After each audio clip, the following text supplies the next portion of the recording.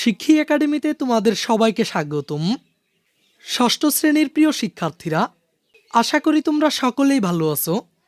শিক্ষার্থীরা, এই ক্লাসটিতে আমরা আলোচনা করব তোমাদের বাংলা প্রথম পত্রের অর্ধবার্ষিক পরীক্ষার সিলেবাসের আলোকে তৃতীয় যে গদ্যটি রয়েছে, অর্থাৎ সৈয়দ মুজতবা আলীর নীলনদ আর পিরামিডের দেশ গদ্যটি নিয়ে। এখন চলো আমরা এই সম্পূর্ণ গদ্যটি বুঝে বুঝে পড়ে নিই। সন্ধ্যের দিকে জাহাজ সুয়েজ বন্দরে পৌঁছল। সূর্যাস্তের সঙ্গে সঙ্গে ঘন নীল আকাশ কেমন যেন সূর্যের লাল আর নীল মিলে বেগুনি রং ধারণ করছে। ভূমধ্যসাগর থেকে 100 মাইল পেরিয়ে আসছে মন্দমধুর ঠান্ডা হাওয়া। এরপর সূর্য অস্ত গেল মিশর মরুভূমির পেছনে। সোনালি বালিতে সূর্যরশ্মি প্রতিফলিত হয়ে সেটা আকাশের বুকে হানা দেয় এবং ক্ষণে ক্ষণে সেখানকার রং বদলাতে থাকে। তার একটা রং ঠিক চেনা কোন জিনিসের রং সেটা বুঝতে না বুঝতে সেই রং বদলে গিয়ে অন্য জিনিসের রং ধরে ফেলে। আমরা বন্দর ছেড়ে মরুভূমিতে ঢুকে গিয়েছি, আর পিছনে তাকিয়ে দেখি শহরের বিজলি বাতি ক্রমেই নিষ্প্রভ হয়ে আসছে। এর মানে হচ্ছে লেখক যখন শহর ছেড়ে মরুভূমিতে ঢুকে গেল, তখন পিছনের দিকে শহরের দিকে তাকিয়ে দেখলো বিজলি বাতিগুলো ক্রমশই নিষ্প্রভ হয়ে আসছে। মরুভূমির উপর চন্দ্রালোক, সে এক অদ্ভুত দৃশ্য। সে দৃশ্য বাংলার সবুজ শ্যামলিমার মাঝখানে দেখা যায় না। সমস্ত ব্যাপারটা কেমন যেন ভুতুরে বলে মনে হয়। চলে যাচ্ছে দূর দিগন্তে, অথচ হঠাৎ যেন ঝাপসা আপসায় পর্দায় ধাক্কা খেয়ে থেমে যায়। মাঝে মাঝে আবার হঠাৎ মোটরের দুমাথা উঁচুতে ওঠে। জল জল দুটি ছোট সবুজ আলো। ওগুলো কি ভূতের চোখ নাকি? শুনেছি ভূতের চোখই সবুজ রঙের হয়। না, কাছে আসতেই দেখি উটের ক্যারাভান। এদেশের ভাষাতে যাকে বলে কাফেলা। উটের চোখের ওপর মোটরের হেডলাইট পড়াতে চোখ দুটো সবুজ হয়ে আমাদের চোখে ধরা দিয়েছে। ভয় পেয়ে গিয়েছিলুম, আর কেনই পাবো না বলো। মরুভূমি সম্বন্ধে কত গল্প, কত সত্য, কত মিথ্যে পড়েছি ছোটবেলায়। তৃষ্ণায় সেখানে বেদুইন মারা যায়। মৃত্যু থেকে নিষ্কৃতি পাওয়ার জন্য বেদুইন তার পুত্রের চেয়ে প্রিয়তর উটের গলা কাটে। এরপর উটের জমানো জল খায় প্রাণ বাঁচাবার জন্য। যদি মোটর ভেঙে যায়, যদি কাল সন্ধে অবধি এ রাস্তা দিয়ে আর কোনো মোটর না আসে, স্পষ্ট দেখতে পেলুম এ গাড়ি রওনা হওয়ার পূর্বে 500 গ্যালন জল সঙ্গে তুলে নেয়নি, তখন কি হবে উপায়? মরুভূমির ভেতর দিয়ে যাচ্ছি। জাহাজে চড়ার সময় কি কল্পনা করতে পেরেছিলুম জাহাজে চড়ার সঙ্গে সঙ্গে ফোকটে মরুভূমির ভেতর দিয়ে চলে যাব? কতক্ষণ ঘুমিয়েছিলুম মনে নেই। যখন মোটরের হঠাৎ একটুখানি জোর ঝাঁকুনিতে ঘুম ভাঙল, তখন দেখি চোখের সামনে সারি সারি আলো। এর মানে হচ্ছে আমরা কায়রো পৌঁছে গিয়েছি। এরপর শহরতলিতে ঢুকলাম। খোলা জানালা দিয়ে সারি সারি আলো দেখা যাচ্ছে। এই শহরতলিতেই কত না রেস্তোরাঁ, কত না ক্যাফে খোলা। খদ্দেরে খদ্দেরে গিজ গিজ করছে। রাত তখন 11টা। আমি বিস্তর বড় বড় শহর দেখছি। কায়রোর মতো নিশাচর শহর কোথাও চোখে পড়েনি। কায়রোর রান্নার খুশবায়ে রাস্তা ম ম করছে।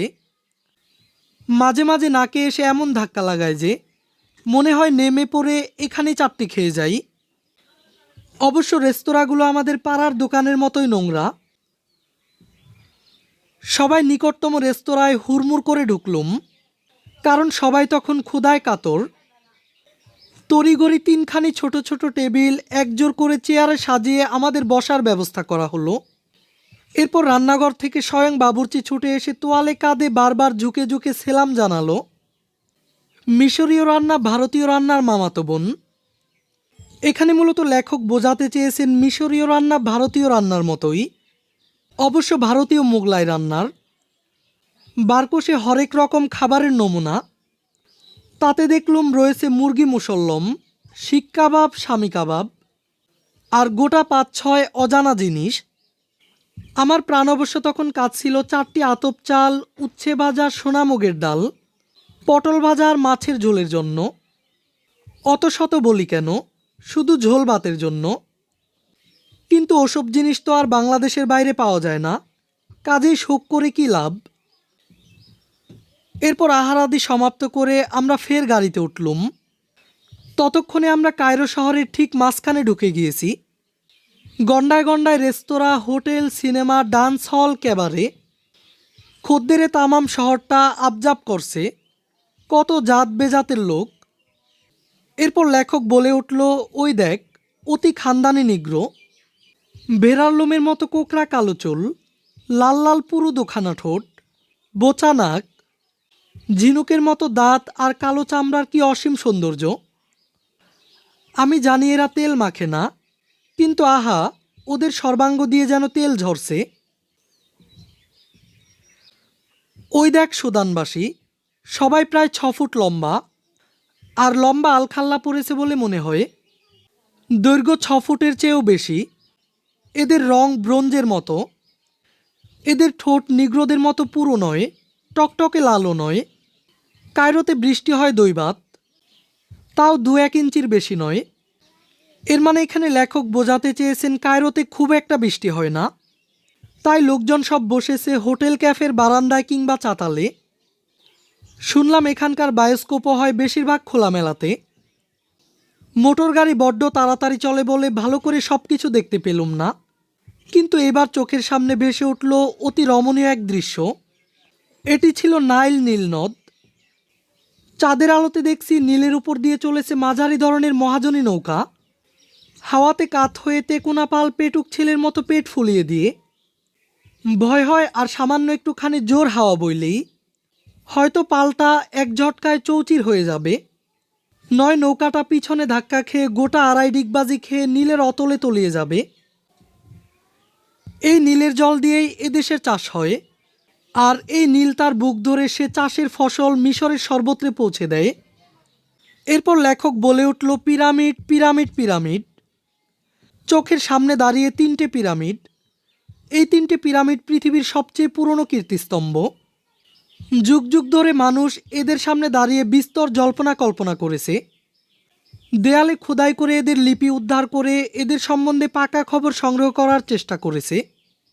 মিশরের ভিতরে বাইরে আরও পিরামিড আছে, কিন্তু গিজা অঞ্চলের যে 3টি পিরামিডের সামনে আমরা দাঁড়িয়ে সেগুলোই ভুবন বিখ্যাত, পৃথিবীর সপ্তাশ্চর্যের অন্যতম। প্রায় 500 ফুট উঁচু বলে না দেখে চট করে পিরামিডের উচ্চতা সম্বন্ধে ধারণা করা যায় না, এমনকি চোখের সামনে দেখেও ধারণা করা যায় না এরা ঠিক কতখানি উঁচু।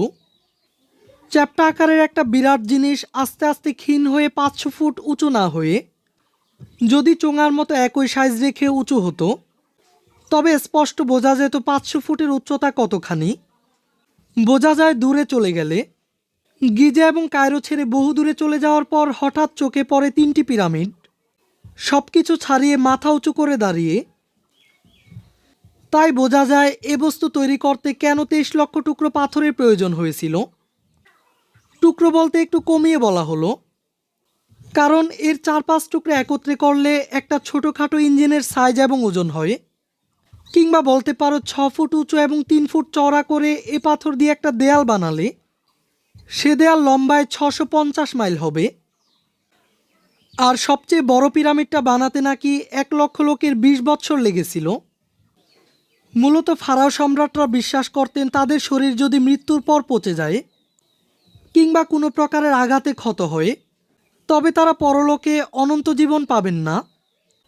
তাই মৃত্যুর পর দেহকে মমি বানিয়ে সেটাকে একটা শক্ত পিরামিডের ভিতরে রাখা হতো, এতে তার ভিতর ঢুকে কেউ যেন মমিকে ছুঁতে পর্যন্ত না পারে। নিদ্রিতের চোখে যেরকম পড়ে, আমার চোখে ঠিক তেমনি এসে পড়ল পশ্চিম আকাশ থেকে চন্দ্রাস্তের রক্তচ্ছটা, আর পূর্বাকাশ থেকে নব অরুণোদয়ের পূর্বাভাস। রাস্তা ক্রমেই সরু হয়ে আসছে। রাস্তার দুদিকে দোকানপাট এখনো বন্ধ, 2-একটা কফির দোকান খুলি খুলি করছে। ফুটপাতে লোহার চেয়ারের উপর পদ্মাসনে বসে 2-4টি সুদানি দারোয়ান তসবি জপছে। খবরের কাগজগুলোর দোকানের সামনে অল্প একটু ভিড়। তরল অন্ধকার সরল আলোর জন্য ক্রমেই জায়গা করে দিচ্ছে। আদো ঘুমে আদো জাগরণে জড়ানো হয়ে সব কিছুই যেন কিছু কিছু দেখা হলো। সবচেয়ে সুন্দর দেখাচ্ছিল মসজিদের মিনারগুলোকে। এদের বহু মিনার দাঁড়িয়ে আছে আল্লাহর নামাজের ঘর মসজিদের উপর। মসজিদে যে নিপুণ মোলায়েম কারুকার্য আছে সেরকম করবার মতো হাত আজকের দিনে কারো নেই। প্রকৃতির গড়া নীল আর মানুষের গড়া পিরামিডের পরে মিশরের মসজিদ ভুবন বিখ্যাত এবং সৌন্দর্যে অতুলনীয়।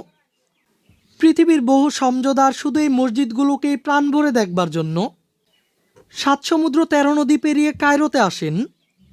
তোমাদেরকে এখানে এই প্রবন্ধটি সংক্ষেপিত এবং পরিমার্জিত আকারে দেওয়া হয়েছে। মূলত এখানে এই প্রবন্ধটির মাধ্যমে মিশরের বৈচিত্র্যতা তুলে ধরা হয়েছে। এখন চলো আমরা এই প্রবন্ধটির কঠিন কিছু শব্দের অর্থ জেনে নিই। প্রথমে নিষ্প্রভ মানে হচ্ছে দীপ্তিহীন বা নিস্তেজ। এরপর ভুতুরে মানে হচ্ছে ভূতপ্রেত সম্পর্কিত অথবা রহস্যময়। আর ক্যারাভান মানে হচ্ছে কাফেলা। বেদুইন মানে হচ্ছে আরবের একটি যাযাবর জাতি। নিষ্কৃতি মানে হচ্ছে নিস্তার, রেহাই বা অব্যাহতি। আর ফোকটে মানে হচ্ছে ফাঁকতালে। রেস্তোরাঁ মানে হচ্ছে হোটেল বিশেষ। আর হুড়মুড় মানে হচ্ছে ঠেলাঠেলি করে ঢোকা বা বের হওয়ার ভাব নির্দেশক। এরপর বারকোশ মানে হচ্ছে কাষ্ঠ নির্মিত কানা উঁচু বড় থালা। গন্ডা মানে হচ্ছে চারটি। ক্যাবারে মানে হচ্ছে নাচঘরে। আর তামাম মানে হচ্ছে সমস্ত বা পুরো। আবজাব মানে হচ্ছে গিজ গিজ বা ঠাসাঠাসি। আর জাত বেজাত মানে হচ্ছে নানা জাতি। এরপর খানদানি মানে হচ্ছে বংশমর্যাদাযুক্ত বা অভিজাত বা উচ্চবংশীয়। আলখাল্লা মানে হচ্ছে লম্বা ঢিলা জামা বিশেষ। এরপর দৈবাত মানে হচ্ছে সহসা বা হঠাৎ। অতি রমণীয় মানে হচ্ছে খুব সুন্দর। কীর্তিস্তম্ভ মানে হচ্ছে মহৎ অবদান স্মরণে নির্মিত সৌধ। মমি মানে হচ্ছে কৃত্রিমভাবে সংরক্ষিত মৃতদেহ। এরপর চন্দ্রাস্ত মানে হচ্ছে চাঁদের অস্ত যাওয়া। আর অরুণোদয় মানে হচ্ছে সূর্যের উদয়। আর পূর্বাভাস মানে হচ্ছে ভাবী ঘটনার সংকেত অথবা যা ঘটবে তার সংকেত। নীলনদার পিরামিডের দেশ গদ্যটি পাঠের উদ্দেশ্য হল শিক্ষার্থীদেরকে ভ্রমণে আগ্রহী করে তোলা এবং অন্য দেশের ইতিহাস সংস্কৃতি সম্পর্কে জানানো। এরপর তোমরা এই গদ্যটির পাঠ পরিচিতি এবং লেখক পরিচিতি নিজেরাই পড়ে নিবে। এই ক্লাসটিতে এই পর্যন্তই। আমরা পরবর্তী ক্লাসে এই গদ্যটির বহু নির্বাচনী প্রশ্ন এবং সৃজনশীল প্রশ্নগুলোর সমাধান দেখব। তাই শিক্ষার্থীরা পরবর্তী ক্লাসটি পাওয়ার জন্য এই চ্যানেলটিকে এখনই সাবস্ক্রাইব করে রাখো।